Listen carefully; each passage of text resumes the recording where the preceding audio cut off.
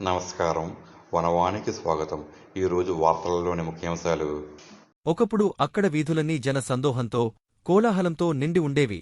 కాని ఇప్పుడు అక్కడ ఎటు చూసినా నిశ్శబ్దము, జెసిబిల పదఘట్టనలతో కూలిన గోడలు, చెదిరిన రాళ్లు గుర్తుగా మిగిలాయి. చెదిరినవారి జీవితాల కన్నీటిగాథలు వినిపించుకునే వారే కరువయ్యారు. కష్టాల కన్నీటి సంద్రంలో తమ బ్రతుకు బండిని ఎలా నడపాలో తెలియక కన్నీటి పర్యంతం అవుతున్నారు.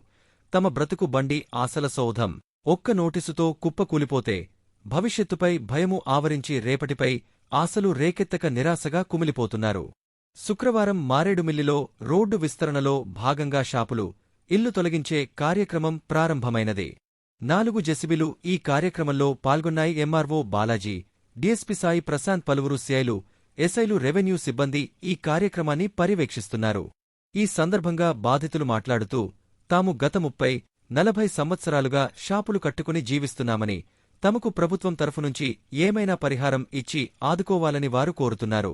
రంపచోడవరంలో కూడా ఆక్రమణల తొలగింపుకు రంగం సిద్ధం కావడంతో కొంతమంది దుకాణదారులు స్వచ్ఛందంగా తమ నిర్మాణాలను తొలగించుకుంటున్నారు.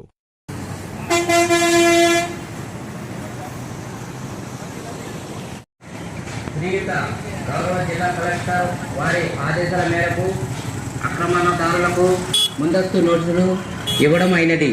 శ్రీయుత ఐడిడిపిఓ గారు, సబ్ కలెక్టర్ గారు